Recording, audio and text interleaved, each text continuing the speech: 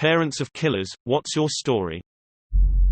Most of my family is 99% certain that my cousin murdered his best friend when they were about 12. He's always been a very strange kid, prone to fits of violence. He once tried to beat my other cousin with a canoe oar for splashing him, and his dad has done time for child molestation. The two of them were alone by a river. My cousin came back and very calmly told his parents that his friend had drowned. The kid had evidence of blunt force trauma to the head, but my cousin said that he had slipped and fell. The DA and medical experts attested that it was not a wound that would have been caused merely by a slip and fall, but my cousin had a great lawyer and got off. I don't hang around that side of the family anymore, for several reasons. My uncle raped and murdered his disabled daughter and tried to frame someone else so he could collect insurance money. He got away with it for almost 20 years. One day, I get a phone call from my dad saying that we should expect the family name in the news and why.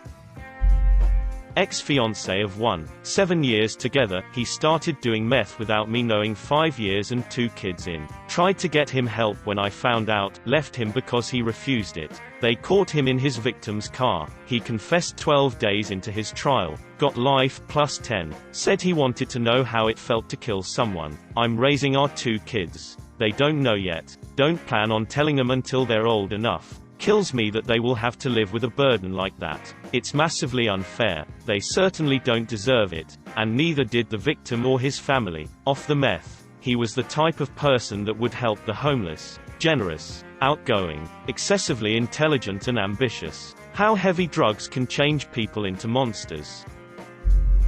Not me, but my mother was in a relationship with a serial killer, pedophile. In the early to mid-80s my mom started dating this guy. She already had my older sister with another man. New boyfriend was a doting stepdad. They lived in Las Vegas. My mom ran Keno and he was a card counter. She'd helped disguise him because he was blacklisted from most casinos for the aforementioned card counting. I came along. They continued to be the happy little super dysfunctional family until the FBI grabs my mom from work and interrogates her for hours about him. He's a rapist, pedophile, murder. My mom didn't know. She dabbled in low-level criminality but not that stuff. Splits town with us kids. Gets back with older sister's dad. I grow up not knowing this until I'm 14 and my parents divorce and dad asks for a DNA test for me and I'm floored. Your dad isn't your dad, it's actually this evil man who's on death row. My mom's a huge drunk and drug addict. She can't even speak to me about this without a full-fledged mental breakdown. So everything I know is spotty. She passed away 4 years ago. I'm going through her stuff and find some letters from the History Channel contacting her to participate in a documentary about him. One thing that chills me to my core, he used to call her his first victim's name during sex. She swore she never knew until after the fact and I believe her.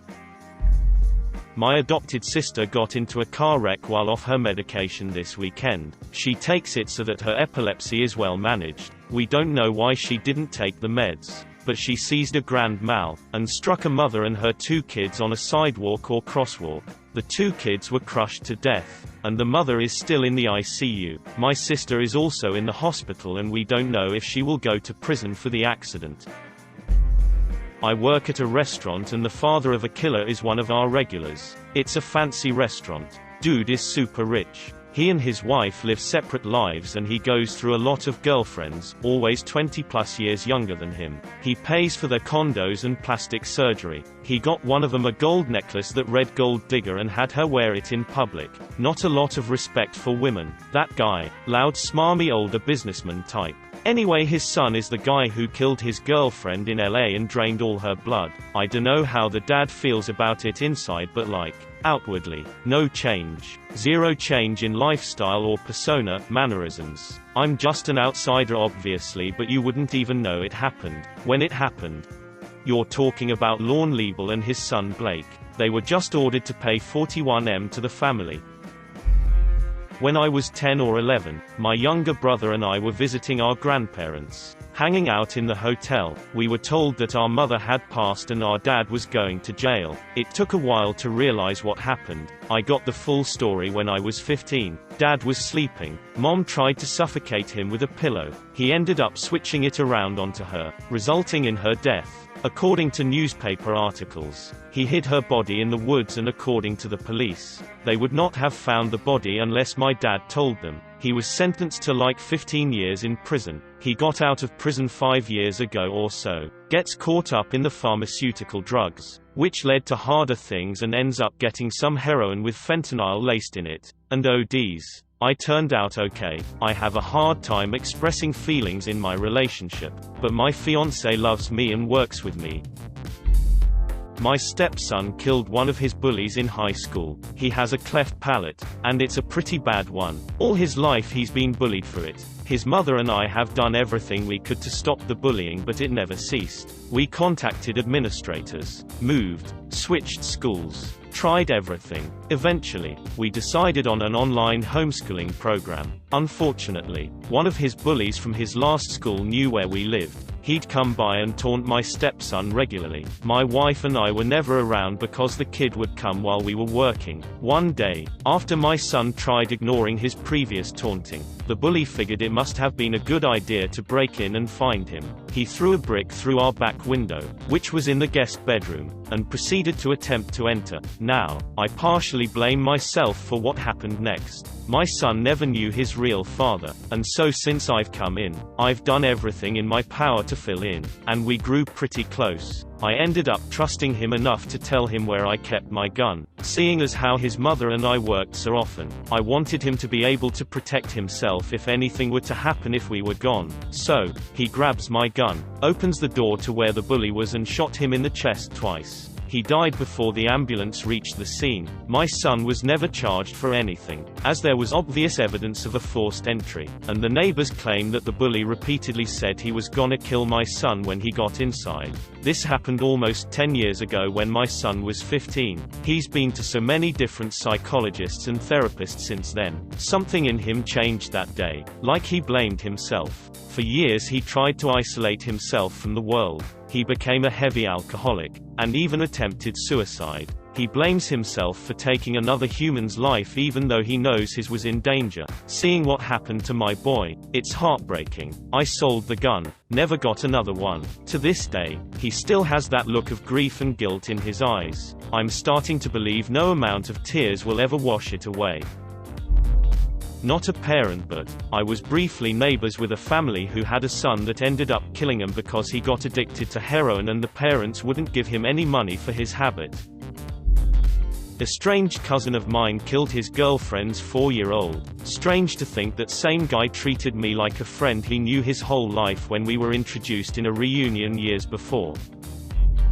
My wife's uncle is a mass murderer. We were taking a trip to visit her family, and while driving up she asked if we could see her uncle. I said of course, thinking nothing of it. She told me he's in jail, and when I asked what for, I was shocked to learn who her uncle was. He has a different last name than her, and it was crazy meeting him. We arrived at this giant prison complex and went to a small building which housed notorious inmates. We all talked for an hour in this big room that looked like a school cafeteria, and he was actually a pretty nice guy. He now calls me on my birthday. Obligatory, not my kid, but my stepdad's kid, which we will call Jay. He went on a murder spree. He wanted to kill all his family members. He successfully killed both his maternal and paternal grandfathers. He got caught midway through the murder spree cause he left his great-aunt alive and tied up. She got free after he left and called the police and his mom, who was next on the list. Jay stole his great-aunt's phone so he could pretend to be her and meet up with his mom. He ended up meeting the police instead. He had tried going to other relatives' homes, but it was in the middle of the workday and people weren't home. Otherwise he would have killed more before getting caught. He got 100 years with 0 chances of parole. The judge said the sentence was symbolic because by the time it's over, there won't be anyone left alive to remember his heinous acts. My husband's grandpa and grandma killed his grandpa's mom. It was the late 1940s and the three of them were planning to travel to another city for reasons unknown. The mom refused to chip in for gas, so they wouldn't let her ride in the cab of the truck. She rode in the box of the truck in -30 Celsius winter weather, and when they stopped for a break, she had froze to death. They hid the body in the random town they had stopped at for a break, and continued on their trip. They picked her body up on the way back to the farm. To this day, Grandma insists her mother-in-law should have helped pay for gas. Edit. I asked my husband some details to answer a few questions on this. 1. They were going to a livestock market and she was in the box of the truck with some sheep. 2. At that time, on the farm, if someone died you just called the town doctor and they came and wrote a death certificate. No reporting went to police, and it wasn't considered suspicious. 3. She's buried in the family cemetery.